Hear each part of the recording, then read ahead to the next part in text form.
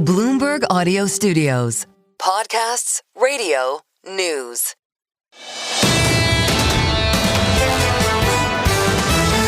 This is the Bloomberg Surveillance Podcast. Catch us live weekdays at 7 a.m. Eastern on Apple CarPlay or Android Auto with the Bloomberg Business app. Listen on demand wherever you get your podcasts or watch us live on YouTube. Tiffany Wilding joins us, Managing Director and Economist at PIMCO. Tiffany, I look at the Wilding Excel spreadsheet, and I guess it needs readjustment. Do you have a vision out past Q4 of what the American economy's going to do, or you just have to wait? Yeah, I mean, it's been obviously very difficult, or more difficult, to get a sense on what's going on in the economy, just with the data that hasn't been released. But nevertheless, with private sector sources of data, we can get some insight. And it does look like things are pretty stable. We think the economy is kind of a story of winners and losers right now, where you have, obviously the big tech companies, the AI build out that's very strong. But on the other side of that, you have various factors that have hit the labor market, including the immigration story. We think lower demand as a result of tariffs, and of course some AI-related displacement that's resulting in some loss of tech-related jobs is the other piece of that looks weaker. I think in terms of monetary policy and the Fed, the fact that we haven't gotten the labor market data, it makes it more difficult for monetary policy. Go ahead. Surprised that the UK today have a negative statistic on GDP. Are you like a sub 1% GDP? Could that be the shock of the shutdown we just lived? Yeah, I mean, okay, yeah. So the shutdown will absolutely impact fourth quarter growth. We think that 1 to 1.5% is what it could shave off of the fourth quarter. So we absolutely could see a negative fourth quarter GDP print.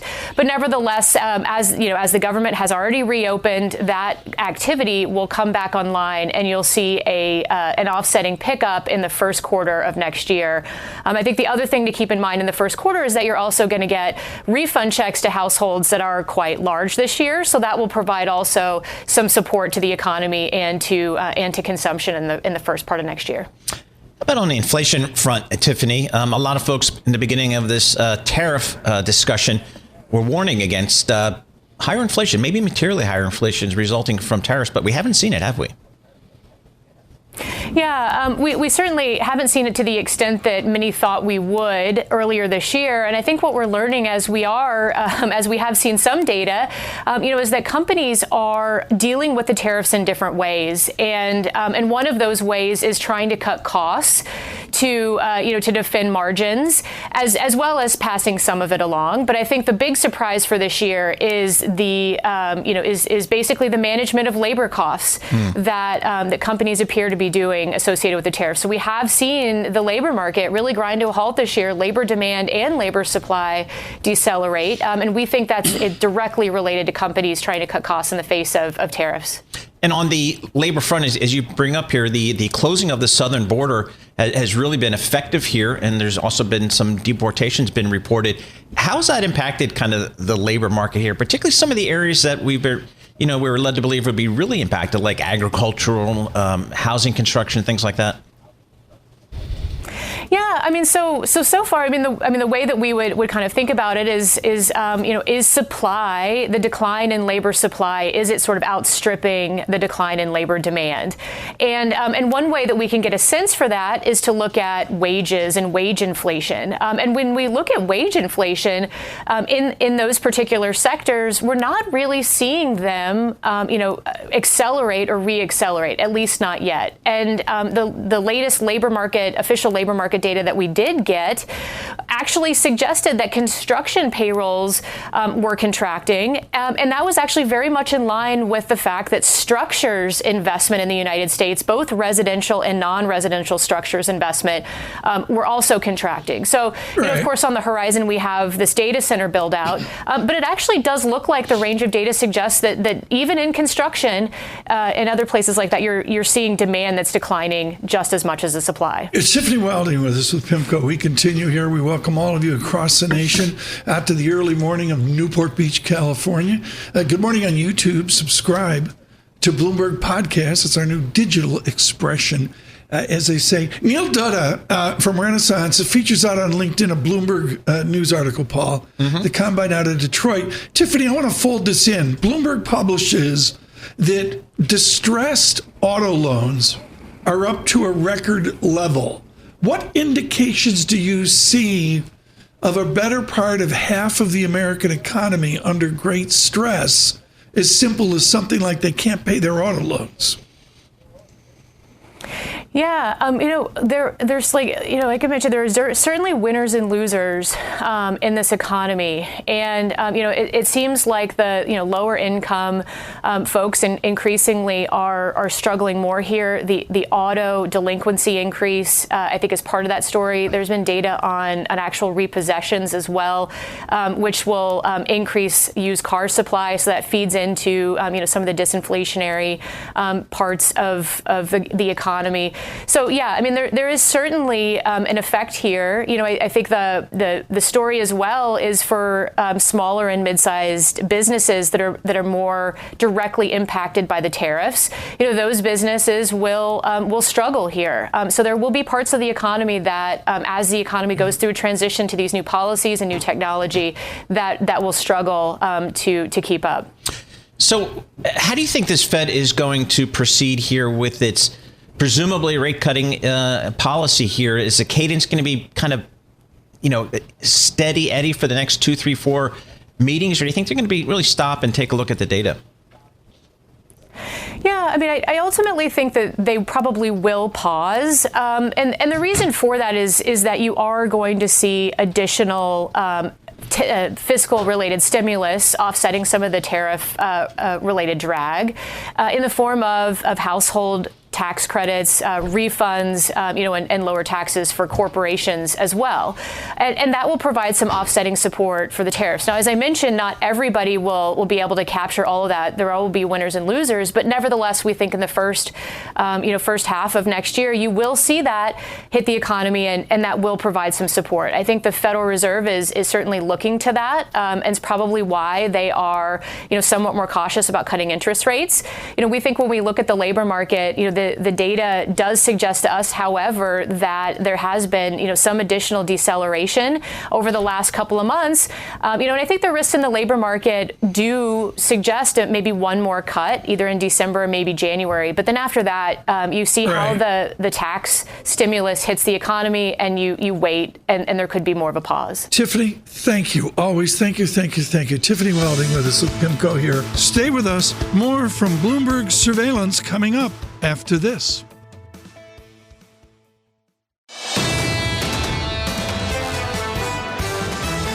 You're listening to the Bloomberg Surveillance Podcast. Catch us live weekday afternoons from 7 to 10 a.m. Eastern. Listen on Apple CarPlay and Android Auto with the Bloomberg Business app, or watch us live on YouTube.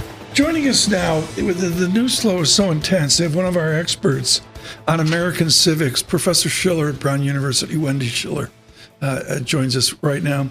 Wendy, it's 80 days, I think, or even 79 days to the end of January. I believe all we did was kick the can down the road to January 30th. Am I right on that?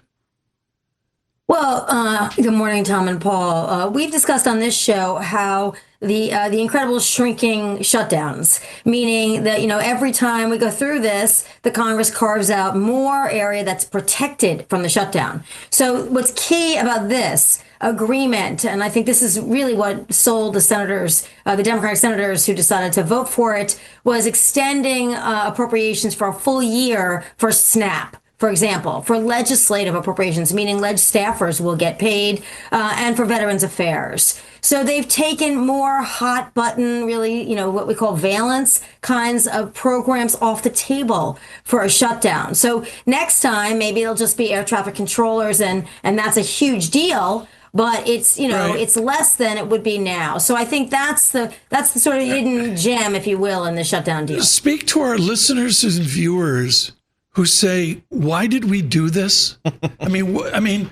I'm baffled by the constructive outcome of this. What was constructive in this exercise?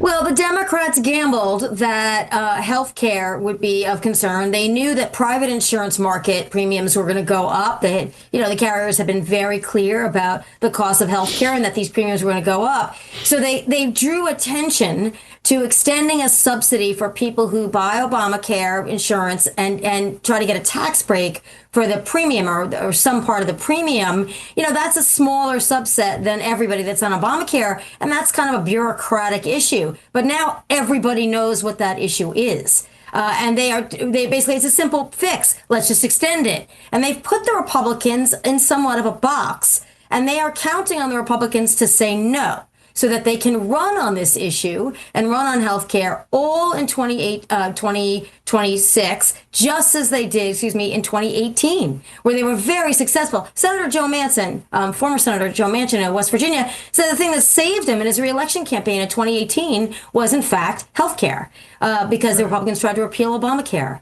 So I think this is a setup that the Democrats have tried to set up the Republicans on this issue. Paul, it's like being in a classroom at Brown University. The professor's blathering on, and I'm looking at AI. The biggest number I have is 15% are involved with some form of healthcare assistance. I think the math is 85% of Americans aren't. Yeah, I know. Maybe that's the heart of the matter. Maybe Paul. it is. Wendy, how does this shutdown affect the midterm elections, if at all? Is this going to be something we're not even going to remember in 26? Well, interesting patterns, right? So 2013, Ted Cruz led the shutdown in the Senate to get the grand bargain, to cut $80 billion from the budget over 10 years. Not that we're even noticing now, since the budget is bigger than it's ever been, the federal budget. But they won the Senate. The Republicans won the Senate in 2014 for lots of reasons. But that may have been one of them. And then in 2018, 2019, the Democrats shut the government down, essentially, fighting with President Trump. Also, that shutdown ended after air traffic cancellations were too much to bear. And, for lots of reasons, Biden won the presidency and the Democrats won the Senate. So I don't know that they think it's guaranteed, but it's shown us a big strobe light on healthcare and affordability. So, Tom, only 15% may be affected, but two things. One, they have relatives who are affected. They may not be on Obamacare, but they know people in their family that are. Right. And second, it just shone a light on the fact that the healthcare system is broken, and affordability then becomes the mantra that extends to housing, to food, to gasoline, and the pressure on the incumbent government to address that. We saw that with Biden in 24. That pressure is only going to grow. So what is on the to-do list for Congress now that it's going to be back in session, the government's going to be open? What should we be looking for here? Well, we may have an Epstein vote, a vote in the House to release the Epstein files. You have 218 signatures on a discharge petition. And by House rules, that means it gets to bypass all the barriers and come to the floor for a vote. That's a big deal for the Republicans in the House. They're going to have to figure out in their own party what that sweet spot is in terms of that vote, and Obamacare subsidies, because this will be the Democratic slogan, and the pressure will be: do you let these expire by December 31st, or do you reach a deal where you extend them for a year? The Republicans would be wise to extend them for a year and then make the argument, we control the government, we'll come up with a better plan. Trump really wants it renamed. He hates that it's called Obamacare. I think if you just renamed it and made some small changes, he would sign it, and this problem would be at least put off for another couple of years. But that's where I think the Republicans can buy themselves time and get off the hook. I don't know that there are the votes in the House to do that. Based on the content of the debate yesterday, I'm not sure there are the votes to Can I do a Thursday Audible? Sure. Professor Schiller, while you were talking, I used Google Gemini to try to be smarter to keep up with you. At Brown University, folks, Wendy Schiller's definitive in textbooks of basic American civics. Are your undergraduates and graduate students smarter because of AI? At the moment, I would have to say no. Will they learn to be more efficient Probably, but we have software at Brown, many universities do, that not only check for plagiarism, but it also checks for AI. And I have a no AI rule on my papers. So if you get a score of 20% of AI, I ask you to rewrite that paper. So at the moment, that's my attitude. Will it change over the year? Will I have to have more in-person tests in class with pen and paper like I already do? But a lot of professors are going to that solution because we still think we have something to teach and they have something to learn. But I imagine AI will be used as a tool for efficiency. I'm not sure that's going to expand their brains. Well, people know my bias here. Professor Schiller, come on. You can do Perplexity and type in Andrew Jackson, or you can go read 3 volumes of the giant Roger Remini, who was very, very kind to me. Are you telling me AI someday is going to be a substitute for James McGregor Burns or Roger Remini? I'm not, I think intellectually curious students want to learn, and if AI has a limit, which I think at the moment it does, then I think they're going to they don't read full books anymore, Tom. I can tell you that I assign pieces of books or chapters of books or sets of pages from books, but they don't read whole books anymore. That's life. You have to just adjust if you're a professor. I think AI, in terms of these kids are worried about how they present to the outside world. Yeah. Job market got tighter. They're worried about getting a job. They want to look better and present better. They're using it for that right now, not necessarily for entire intellectual content. Professor Sweeney would like to weigh in here. Yeah, I'm glad I'm not in the educational process anymore. I agree strongly. Yeah. I agree. You and I were just like shaking our heads, and Tucker over there is fulminating. Professor Schiller, they got to read books. I mean, we're going to be different if we're not reading books. But social media has just completely decimated our attention span. That's true of adults as well as, and even audiobooks. I believe in audiobooks. I think they're a really important tool for a lot of people who really, but, it's a different cognitive process to listen than it is to read. But, I have to go where they are, or I'm out of a job. So in that sense, we have to not be obsolete. We don't want to be turned into obsolete figures, Professor. So you have to go where they are. So now I just shorten the readings. But I am asking them to take exams in class. So we'll see how that goes. There you go. Are you giving, I got 20 seconds. Are you giving out quality C's here? I don't see great inflation in Fortress Schiller. Grading is private. I don't talk about grading. But I'm known to be, if you Google me, if your listeners Google me, you'll see that on Rate My Professor, I don't always get all the stars. There we go. The tough stuff. A starless Wendy Schiller. Absolutely brilliant, folks. A window there into Brown University with the excellence of Wendy Schiller. Stay with us. More from Bloomberg Surveillance coming up after this.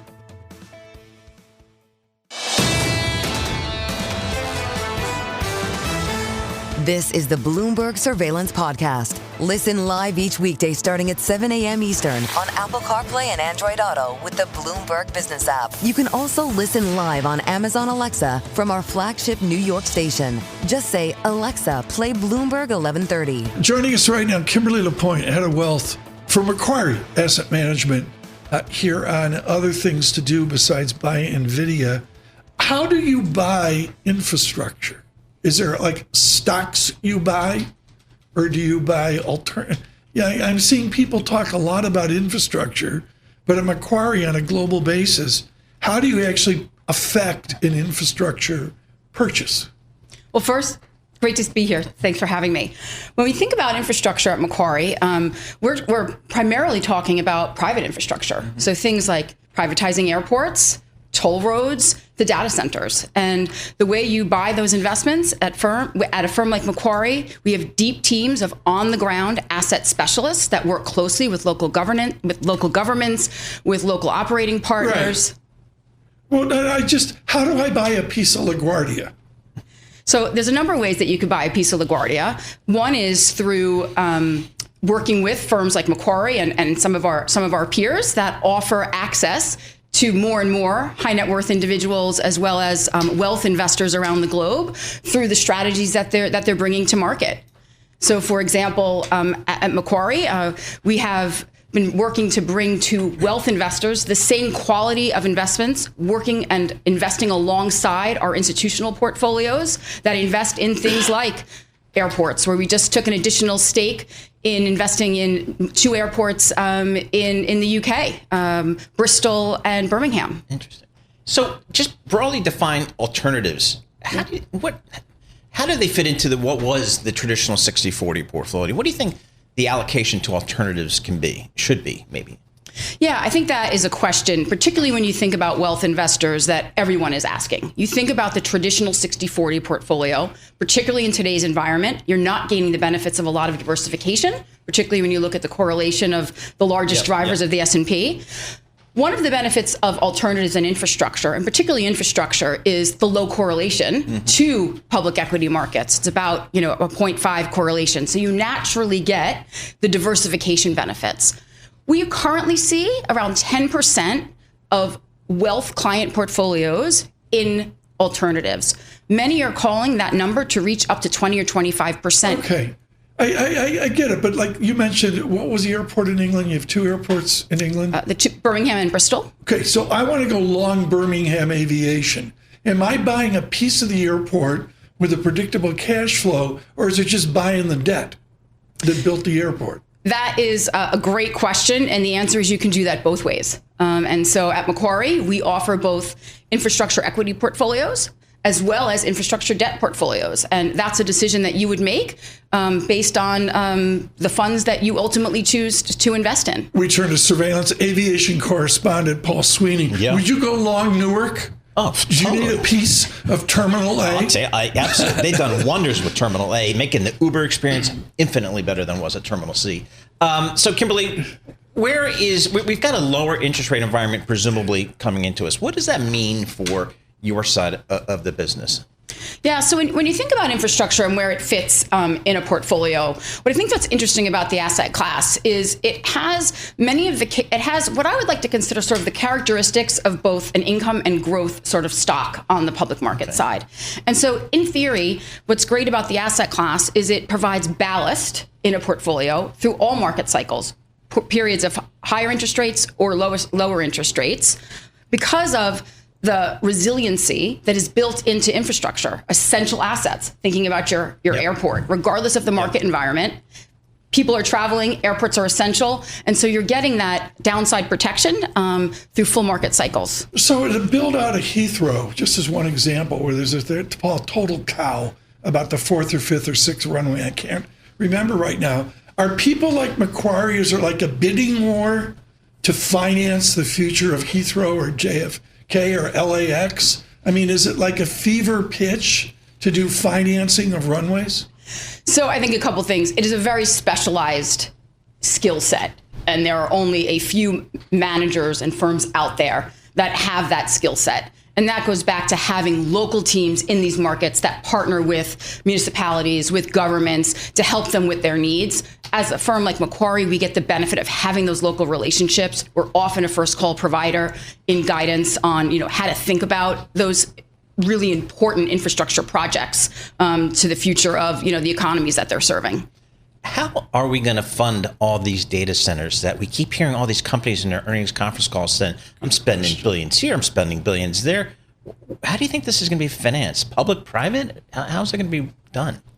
I think you're seeing it happening both ways. I think you're seeing the private markets have been incredibly important to the funding and building of data centers. You might have recently seen the sale of Align data centers, for which Macquarie led that sale, realizing a $40 billion enterprise value on behalf of our LPs. And the reality of it is you're going to see more and more of these types of deals where firms are coming in, buying them, developing them, and then looking to sell them both on the public side as well as on the private side. So who are your clients then? Is it high net worth or is it institutions where they say we want a piece of, the Birmingham airport?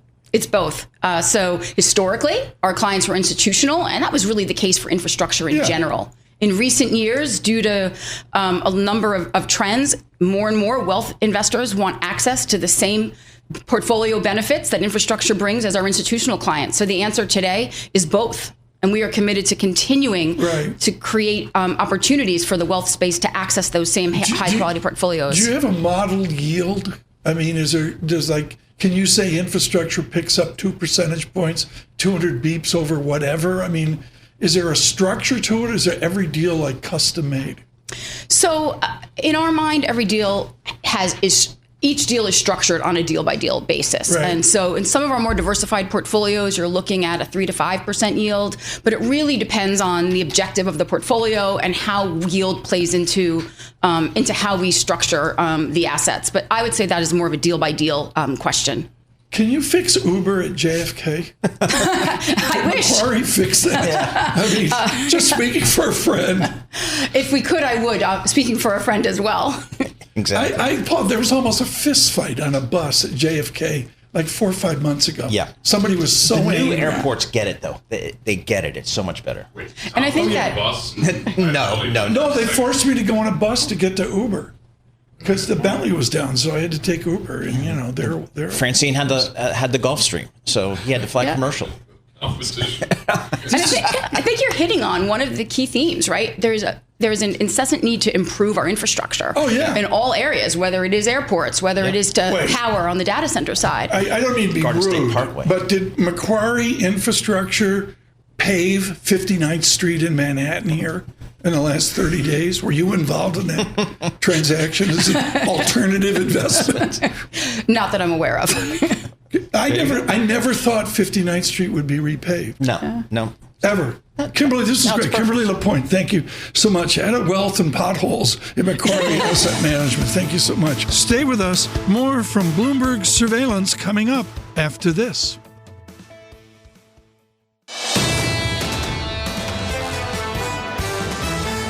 This is the Bloomberg Surveillance Podcast. Listen live each weekday starting at 7 a.m. Eastern on Apple CarPlay and Android Auto with the Bloomberg Business app. You can also listen live on Amazon Alexa from our flagship New York station. Just say, Alexa, play Bloomberg 1130. Joining us right now, Selma Hepp joins us, Senior Vice President, Chief Economist, Cotality. With the shutdown ending, do you rechange the Excel spreadsheet in 24 hours? Or how long out do you have to wait to get a Cotality view? Well, I mean, we have pretty much data daily. So we track mostly property market. And so we track home transaction data. So we've been having a finger on a pulse. So we did see some slowdown, particularly in areas of where you needed a government approval, think about flood insurance and things like that. So, so we do have a finger on the pulse in that sense. All right, I've got the Mortgage Bankers Association 30-year fixed mortgage, 6.34%. It's higher than it's been over the last 15 years, but it's much lower than it was earlier this year. Yeah. What's the rate that would get John Tucker out of his house and say, I'm going to sell my house and move to Florida because now the mortgage, it's not so bad? Yeah, I mean, that's been the magic question, the $1 million question. And I don't know that we have a true answer to that, simply because, it's very unrealistic to expect something in low fives, and I think that's what does change the market. But what we have seen over the course of last year, especially with this volatility in mortgage rates, is that people react as soon as mortgage rates come down. So you had a couple periods in September and October when mortgage rates were down to 6.1, and you definitely saw both in refi space and purchase space, buyers coming off of the sidelines. I have a memory of Peter Lynch years ago going ballistic, and I'm sure it was his team that was doing the math, over the perceived return on real estate of 8-9% per year. And the study, I believe it was at Fidelity at the time, was no, it's low single digit. Yeah. Are we reverting to that? Are we going from, I'm going to make a fortune in Coral Gables, Florida, to the reality of a slow crawl? Absolutely. I mean, really, historically, it's been 4 to 5% average return, and it really depends when you buy. Are you buying in 2004? Are you buying in 2023? It depends when you buy, and so your return obviously is gonna really depend on that. Joining us now, Paul Sweeney with a 1% mortgage. Exactly. Or if you sell all your real estate during a pandemic, that's also a good time to sell. Talk to us about new home buyers. It seems like home affordability is just brutal for the young folks. I mean, that cost of housing is up 50% or since before the pandemic. Yeah. Mortgage rates are higher. It just seems like affordability is just out of reach for a lot of folks. Does that change over time, or is that just the new normal? I think it does change, but it's a very slow-moving process. It's been painfully slow. We have seen some improvements. You talked about mortgage rates being slightly lower. We see a slower rate of home price appreciation. Home prices are only up about 1% over the course of last year. And when you adjust for inflation, they've actually declined, right? And wages are up at a higher pace. So you are slowly, painfully gaining some of that affordability over time. Okay, can I editorialize here, Paul? Sure. I think I talked to my kids about this. We went into homes, like I remember my grandmother's home, it had water in the kitchen, but we had homes that were relatively simple. The kids now, when they're out looking for homes, forget about granite countertops. They're looking for, they want a kitchen like John Tucker has. Exactly. I mean, Selma, the home that we desire now is not the same as the home that we desired in 1975 or 1995. Right, absolutely. And construction cost has gone up a lot, because of that. A similar situation when you think about what's happening in auto market. Why are autos so much more expensive now? Because everything is digitized. You have a little computer you're writing, and people want to walk into a computerized home where everything is taken care of. I have the Nash Rambler out, and Paul, they laugh at me. Yeah, because it's completely non-digital, which they laugh at you for a number of reasons. Oh, thank you. Talk to us about just kind of, are there markets in this country where it's actually a decline? Because it just seems like when the pandemic, everybody kind of left some of the urban areas and we're going to Florida and Texas and some of these, and Tennessee and some of these lower cost states, maybe more land and more. Is that still a story, or is that those markets turned around? Yeah, it is. I mean, it's a story of K-shaped economy, basically. We see that in the housing market as well. When you look at the map of the U.S., markets that are going up are markets in Northeast, markets that are going down are markets in Southeast. And then you have a mixed picture sort of on the West Coast. But a lot of it is slowdown in migration to those markets like Florida. Why is Florida? It's gone up the most and now has seen the highest slowdown. And so obviously, you have some resetting going on. I mean, Paul, this is great. Selma's lived this. Yep. She went to school at the University of Buffalo in Buffalo, New York. And you're in California now, right? I am. Which snowstorm in April made the decision to go to California? All of them. All of them. That's the right answer, Selma. Thank you so much. Selma Hepp with the Senior Vice President of Cotality here with the Snap. This is the Bloomberg Surveillance Podcast, available on Apple, Spotify, and anywhere else you get your podcasts. Listen live each weekday, 7 to 10 a.m. Eastern on Bloomberg.com, the iHeartRadio app, TuneIn, and the Bloomberg Business app. You can also watch us live every weekday on YouTube and always on the Bloomberg Terminal.